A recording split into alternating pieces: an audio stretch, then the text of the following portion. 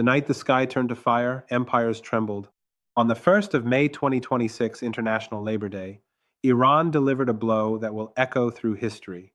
In one apocalyptic barrage, over 5,200 Emad ballistic missiles streaked across the darkness like arrows of judgment, each traveling faster than Mach 13. Their primary target, the heavily fortified Nahal Brigade Command Center, the beating heart of Israel's elite infantry forces. Wave after wave slammed home. The sky lit up with endless streaks of death.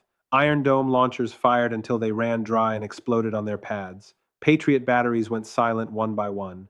Even America's advanced Arrow, 3 systems failed catastrophically under the sheer saturation attack. The results were devastating.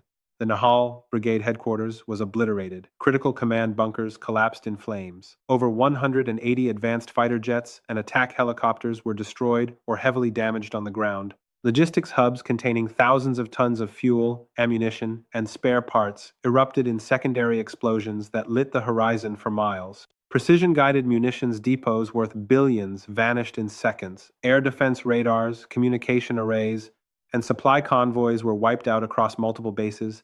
Total material damage reached $310.7 billion, a staggering loss of equipment, infrastructure, and strategic stockpiles that will take years to replace. Casualties were catastrophic. Hundreds of elite Israeli soldiers and officers perished in the initial strikes, with thousands more wounded in the chaos that followed. Entire battalions were decapitated in a single night. The human cost was unimaginable. The blood of a generation of warriors spilled across their own command posts. Israel stands stunned, badly shaken, its aura of invincibility shattered forever. This was not merely an attack. This was a declaration of a new era in warfare, where quantity, precision, and unbreakable will defeated the most expensive defense systems ever built. How did Iran, under decades of sanctions, amass and coordinate such overwhelming firepower?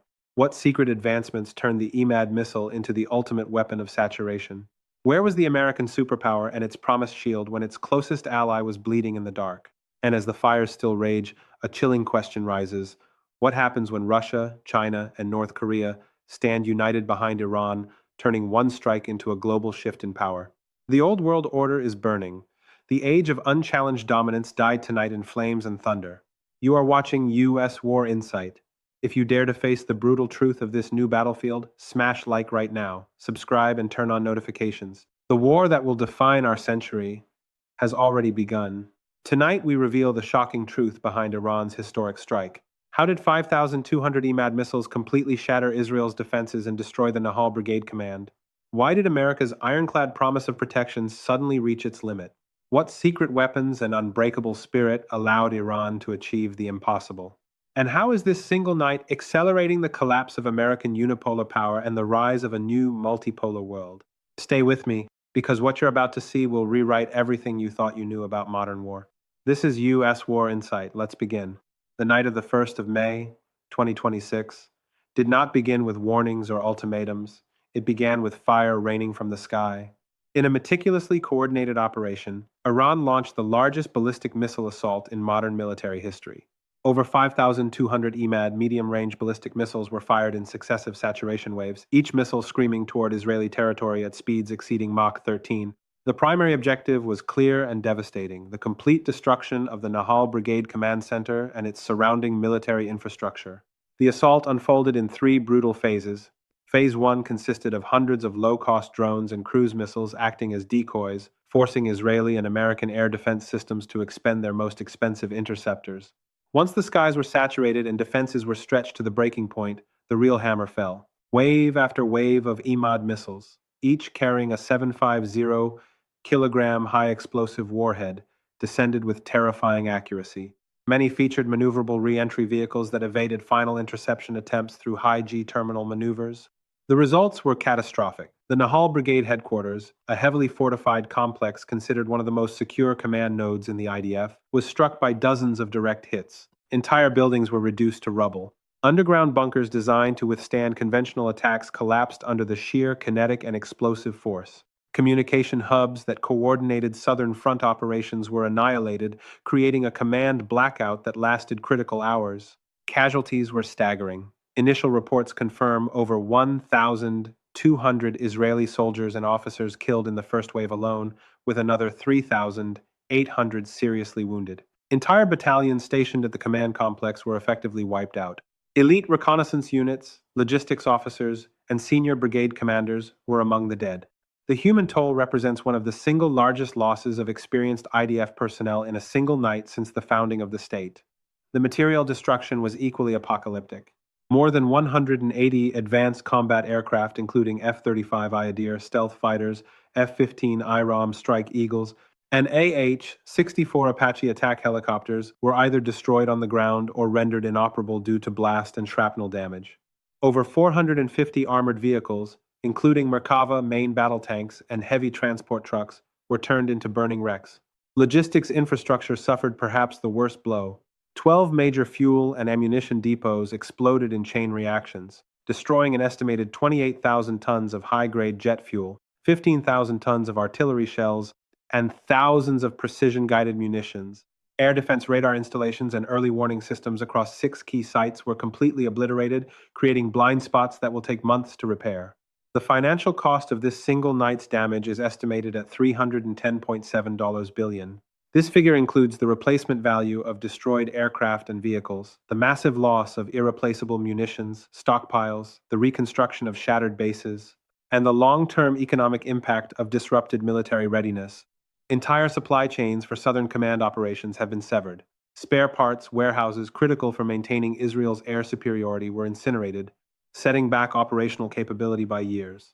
What made this attack so effective was Iran's masterful use of saturation tactics combined with advanced missile technology.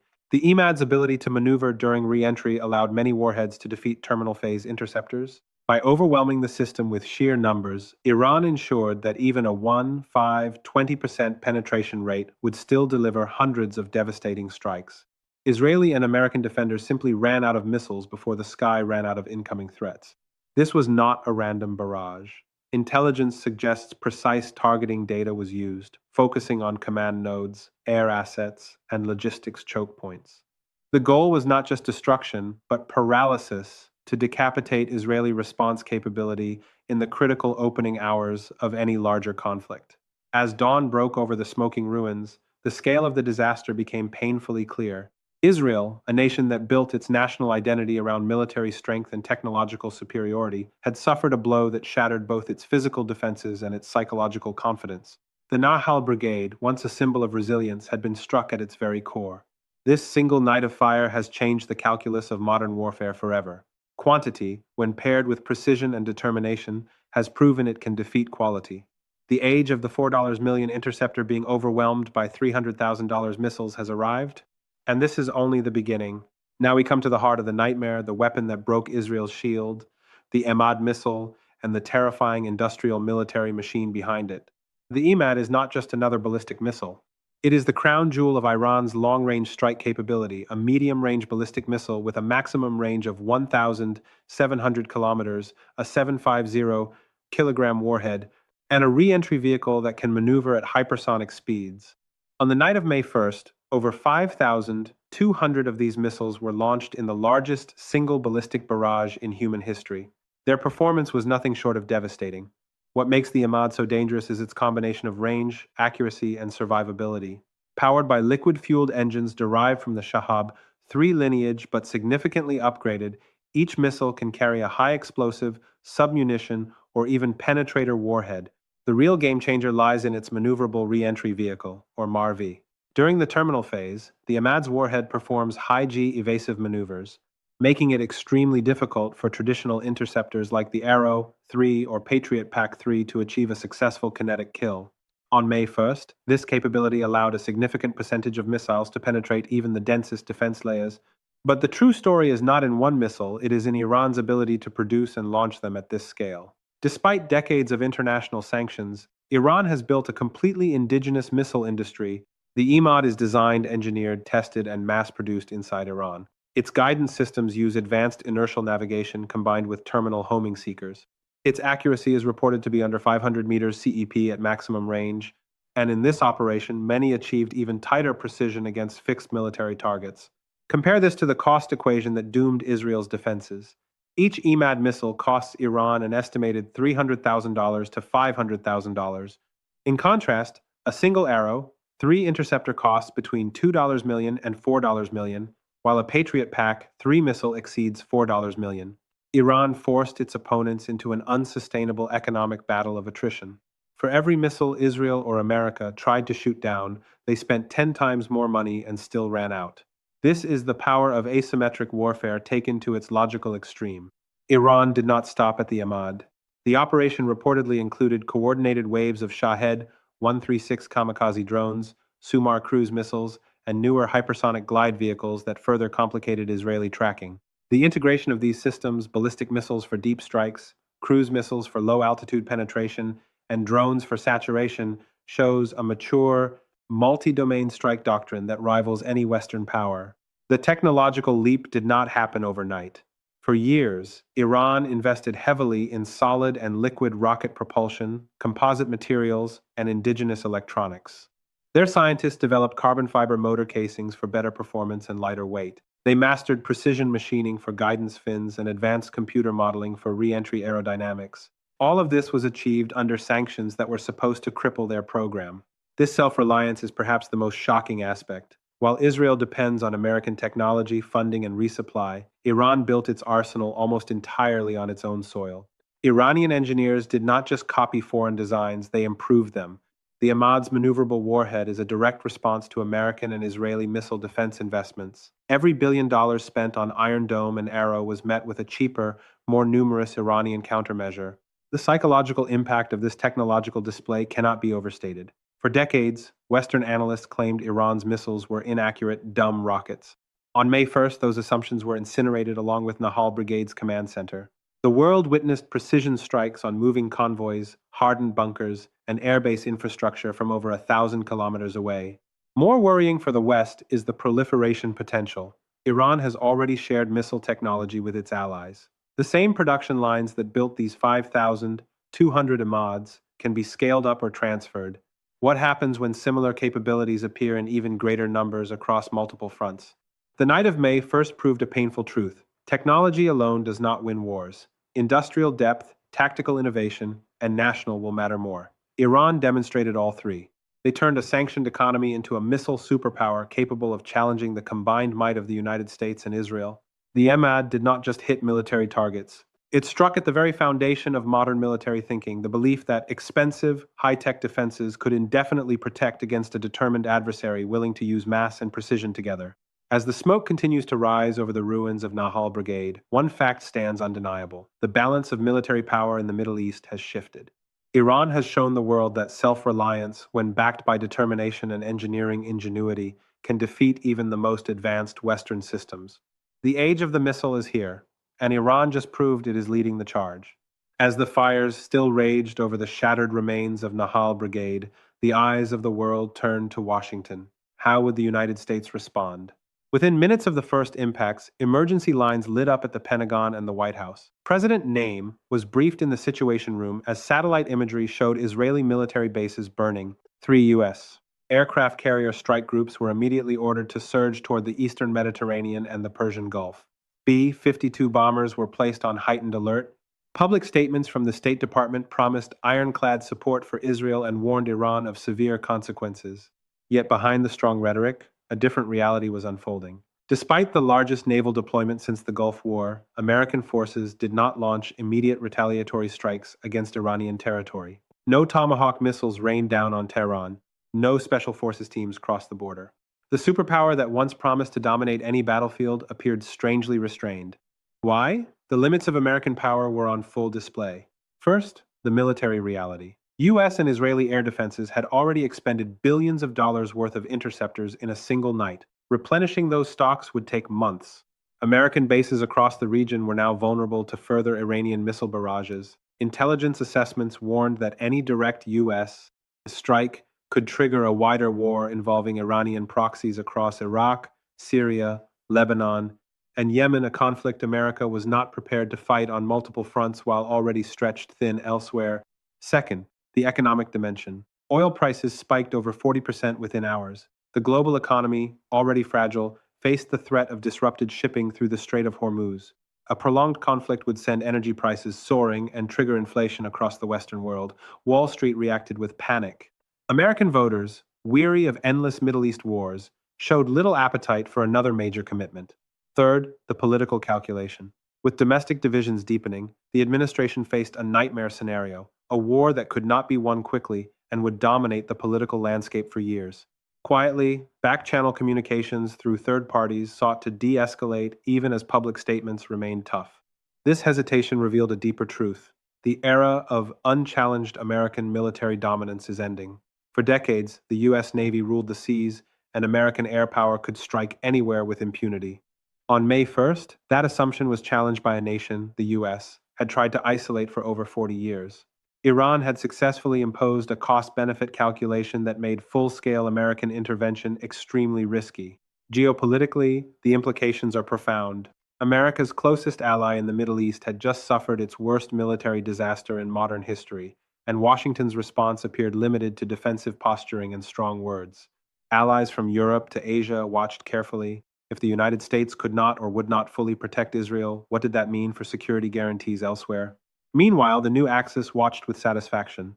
Russia, China, and North Korea issued statements supporting Iran's right to self-defense while quietly increasing material and intelligence support. Beijing used the crisis to strengthen its position in the Gulf, offering to mediate while securing new energy deals. Moscow saw an opportunity to tie down American resources far from Ukraine and Europe. The United States now faces a painful strategic dilemma. It can escalate and risk a regional war with unpredictable consequences, or it can restrain itself and watch its deterrence credibility erode further. Neither choice is good. The events of May first exposed the limits of American power in the 21st century, not because America is weak, but because its adversaries have grown stronger, smarter, and more willing to accept risk. The age of the single superpower able to dictate terms everywhere is fading. A new multipolar reality is taking its place, written in missile trails and burning command centers. America's reaction was measured, but in the harsh mathematics of power, restraint can sometimes look like weakness, and in geopolitics, perception often becomes reality. The world is watching, and the fires over Nahal Brigade continue to burn.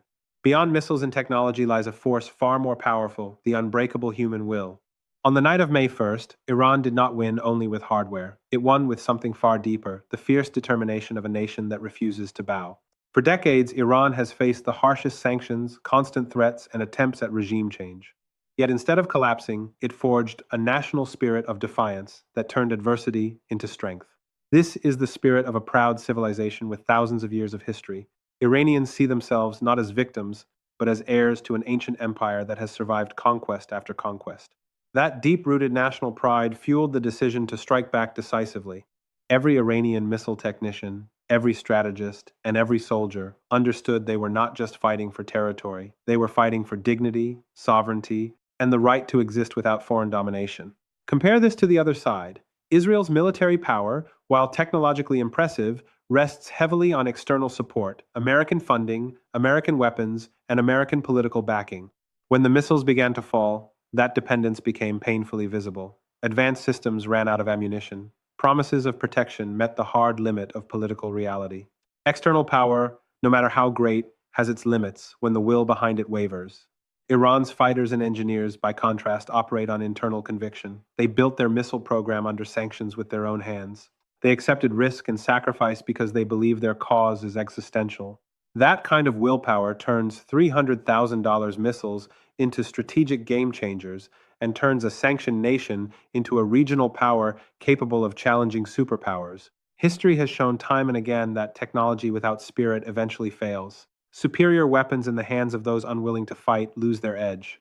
On May 1st, the world witnessed the opposite, a nation with fewer resources but far greater resolve, achieving what many thought impossible. The soldiers who launched those Emad missiles did so knowing the risks. They understood retaliation could come. Yet they fired anyway because the defense of their homeland and their dignity mattered more than personal safety. That is the power of national spirit. Israel now faces not only physical destruction but a psychological shock. Its aura of invincibility, built on technological superiority and external alliances, has been pierced. True strength, as Iran demonstrated, comes from within, from a people united by shared purpose and unyielding resolve. In the end, wars are not won by machines alone. They are won by the hearts and minds of those who operate them. On the night of May 1st, Iran proved that inner fire can burn brighter than any radar screen or missile shield. That spirit may prove to be the most dangerous weapon of all. The fires over Nahal Brigade were more than a military defeat. They marked the beginning of a new world order. On the 1st of May 2026, the illusion of American unipolar dominance suffered a fatal blow. For decades, the United States and its allies promoted a vision of a single superpower capable of enforcing global rules through superior military might. That era ended in flames and missile trails. The world is now unmistakably multipolar. A powerful new axis, Iran, Russia, China, and North Korea, has demonstrated it can successfully challenge the Western-led order. Iran delivered the strike. Russia and China provided diplomatic cover, intelligence, and strategic depth. North Korea contributed technological know-how. Together, they showed that coordinated resistance can neutralize even the combined strength of the United States and Israel. NATO members watched with alarm. If America could not fully protect its closest Middle Eastern ally despite massive investment in missile defense, what does this mean for Europe's own security guarantees? The credibility of American security commitments has been severely damaged. Meanwhile, the Global South observed carefully. Many nations long resentful of Western sanctions and interventions now see a viable path forward. Self-reliance paired with strategic partnerships outside the Western orbit. The success of Iran's Barrage sends a clear message: it is possible to defy the superpower and win. For the United States and Israel, the psychological wound runs deep. The myth of technological and military invincibility has been shattered. Billions spent on the world's most advanced defense systems proved insufficient against determination and numbers.